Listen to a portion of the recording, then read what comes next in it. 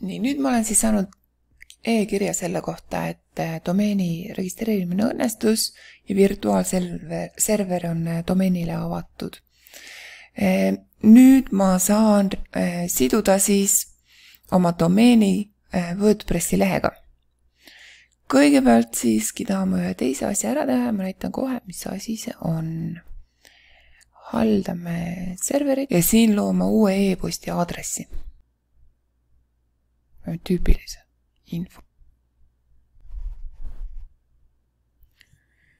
Salasõna.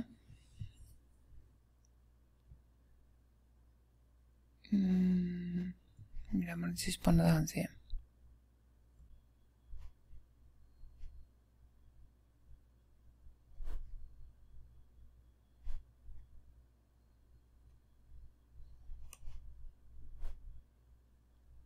Nii, väga hea.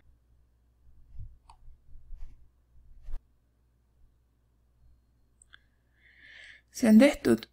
Järgmisena läheme siis tagasi ja lisame siis selle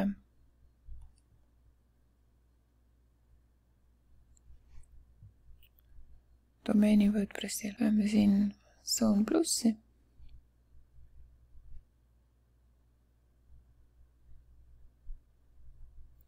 Paigalda uus rakendus.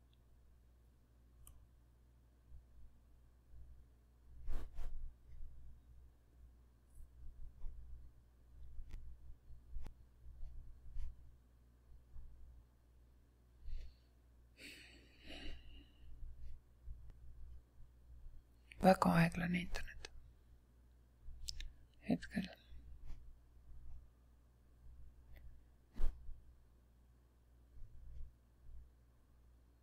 Paigaldame rakenduse.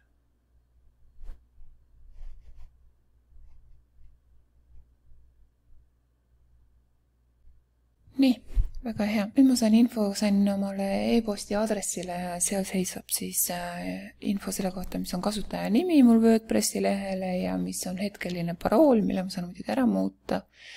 Ja seda ma näitan siis järgmises videos.